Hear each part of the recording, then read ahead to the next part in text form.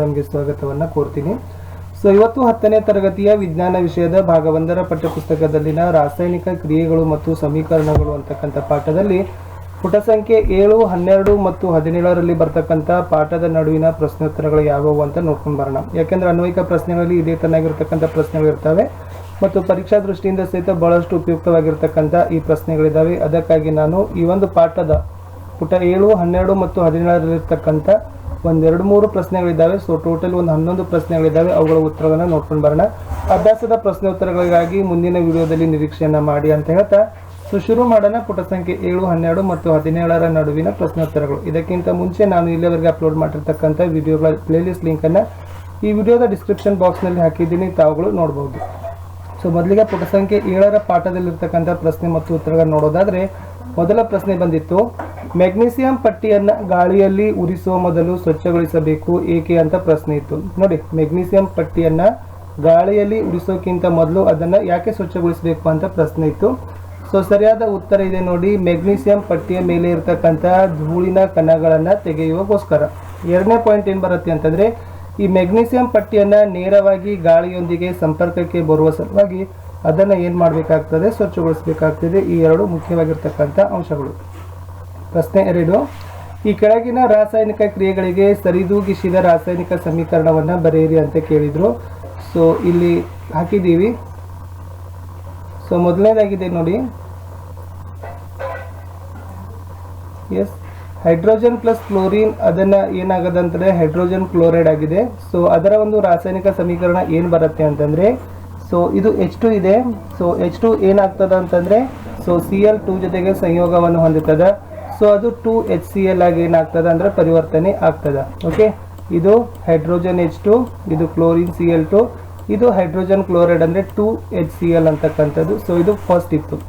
Second ಏನಿದೆ ಅಂತಂದರೆ, barium chloride ಮತ್ತು ಅಲ್ಯೂಮಿನಿಯಂ ಸಲ್ಫೇಟ್ ಸಂಯೋಗ ಹೊಂದಿ ಬೇರಿಯಂ ಸಲ್ಫೇಟ್ ಮತ್ತು ಅಲ್ಯೂಮಿನಿಯಂ ಕ್ಲೋರೈಡನ್ನು ಕೊಡ್ತದೆ.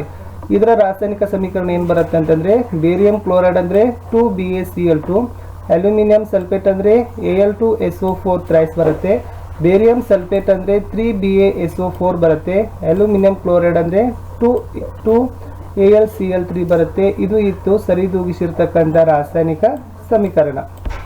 ಇನ್ನು ಮುಂದೆ ನೋಡೋಣ ಪ್ರಶ್ನೆ ಸಂಖ್ಯೆ 3ರಲ್ಲಿರ್ತಕ್ಕಂಥ ರಾಸಾಯನಿಕ ಸಮೀಕರಣ.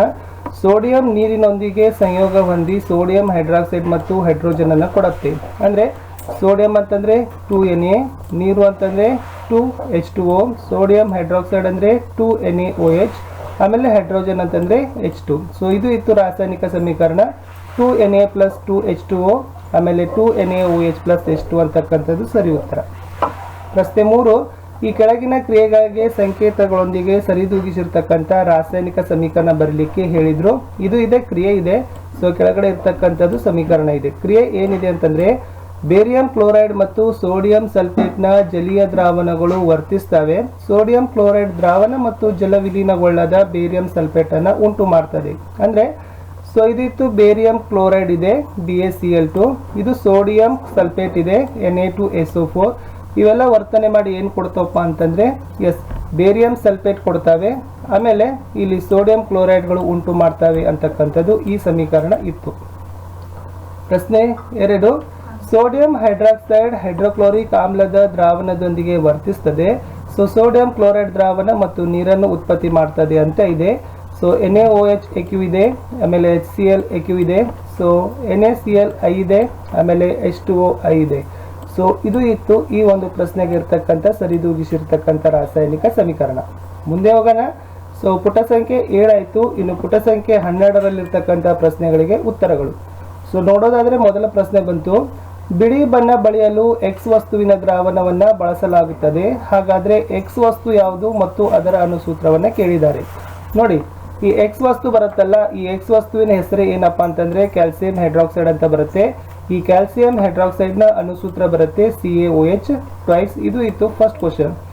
ಇನ್ನು ಎರಡನೇ ಪ್ರಶ್ನೆ ಏನಿದೆ ಅಂತಂದರೆ, ನೀರಿನೊಂದಿಗೆ ಮೇಲೆ ಹೆಸರಿಸಿದ ಒಂದರಲ್ಲಿ X ವಸ್ತುವಿನ ಕ್ರಿಯೆಯನ್ನು ಬರೆಯಿರಿ ಅಂತ ಕೇಳಿದ್ದಾರೆ. ಸೊ ನೀರಿನೊಂದಿಗೆ ಮೇಲೆ ಹೆಸರಿಸಿರ್ತಕ್ಕಂತಂದರೆ CaOH ಟ್ವೈಸ್ ಕ್ಯಾಲ್ಸಿಯಂ ಹೈಡ್ರಾಕ್ಸೈಡ್. ಅದು X ವಸ್ತುವಿನ ಕ್ರಿಯೆಯನ್ನು ಬರೀರಿ ಅಂತಂದರೆ ಸೊ ಅದು CaO ಪ್ಲಸ್ H2O ಆಮೇಲೆ CaOH ಟ್ವೈಸ್ ಅಂತಕ್ಕಂಥದ್ದು ಈ ಕ್ರಿಯೆ ಇರ್ತಕ್ಕಂಥದ್ದು. ಸೊ ಇದು ಇತ್ತು. ಸೊ ಎರಡನೇ ಪ್ರಶ್ನೆ, ಮೊದಲ ಪ್ರಶ್ನೆಯಲ್ಲಿ ಇರ್ತಕ್ಕಂಥ ಎರಡನೇ ಉಪಪ್ರಶ್ನೆ. ಸೊ ಮುಂದೆ ಹೋಗೋಣ. ಪ್ರಶ್ನೆ ಸಂಖ್ಯೆ 2. ನಿಮ್ಮ ಪಠ್ಯಪುಸ್ತಕದ ಚಟುವಟಿಕೆ 1.7ಕ್ಕೆ ಸಂಬಂಧಪಟ್ಟಂತೆ ಒಂದು ಪುಸ್ತಕದಲ್ಲಿನ ಪ್ರಶ್ನೆ ಇತ್ತು. ಏನಂದ್ರೆ, ಒಂದು ಪ್ರಣಾಳದಲ್ಲಿ ಸಂಗ್ರಹವಾಗಿರ್ತಕ್ಕಂಥ ಅನಿಲದ ಪ್ರಮಾಣ ಮತ್ತೊಂದರಲ್ಲಿ ಸಂಗ್ರಹವಾದ ಅನಿಲದ ಪ್ರಮಾಣದ 2ರಷ್ಟಿರಲು ಕಾರಣವೇನು? ಆ ಅನಿಲಗಳನ್ನ ಹೆಸರಿಸಿರಿ ಅಂತ ಕೇಳಿದ್ದಾರೆ. ಸೊ ಸಿಂಪಲ್ ಆಗಿರ್ತಕ್ಕಂಥದ್ದು ಏನು ಹೇಳ್ಬೋದು ಅಂತಂದ್ರೆ, ನೀರು ಹೈಡ್ರೋಜನ್ ಮತ್ತು ಆಕ್ಸಿಜನ್ಗಳಿಂದ ಆಗಿದೆ. ಅದರ ಪ್ರಮಾಣ 2:1 ಇದೆ. ಓಕೆ, ಸೊ ಅದಕ್ಕಾಗಿ ಅದು ಏನಾಗ್ತದಪ್ಪ ಅಂದ್ರೆ 2ರಷ್ಟು ಹೊಂದಿರ್ತದೆ. ಆಮೇಲೆ ಆ ಅನಿಲಗಳು ಯಾವಂತಂದ್ರೆ, ಸೊ ನೀರಿನಲ್ಲಿರ್ತಕ್ಕಂಥದ್ದು ಹೈಡ್ರೋಜನ್ ಮತ್ತು ಆಕ್ಸಿಜನ್ ಅಂತಕ್ಕಂಥದ್ದು. ಸೊ ಇದು ಉತ್ತರ ಇತ್ತು. ಸೊ ಮುಂದೆ ಹೋಗೋಣ. ಪ್ರಶ್ನೆ ಸಂಖ್ಯೆ ಪುಟ ಸಂಖ್ಯೆ 17ಕ್ಕೆ ಹೋಗೋಣ. ಪುಟ ಸಂಖ್ಯೆ 17 ಪ್ರಶ್ನೆ ಮತ್ತು ಉತ್ತರಗಳು. ಸೊ ಫಸ್ಟ್ ಕ್ವಶನ್ ಇತ್ತು, ಕಬ್ಬಿಣದ ಮೊಳೆಯನ್ನ ಮುಳುಗಿಸಿ ಬಿಟ್ಟಾಗ ತಾಮ್ರದ ಸಲ್ಫೇಟ್ ದ್ರಾವಣದ ಬಣ್ಣ ಬದಲಾಗುವುದೇಕೆ?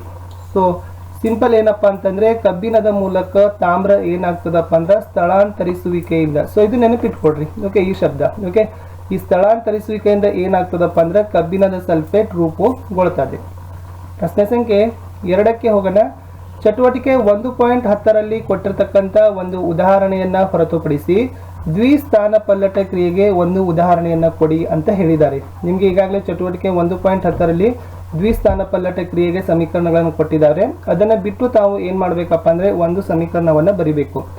ಇಲ್ಲಿ ನಾನು ಸಮೀಕರಣ ಕೊಟ್ಟಿದ್ದೀನಿ, PbNO3 twice plus KI. So KNO3 twice plus PbI ಅಂತಕ್ಕಂಥದ್ದು. ಇಲ್ಲಿ ಏನಿದೆ ಅಂತ ಹೇಳ್ತೀನಿ. ಇದು ಬಂದ್ಬಿಟ್ಟು ಲೆಡ್ ನೈಟ್ರೇಟ್ ಅಂತಕ್ಕಂಥದ್ದು.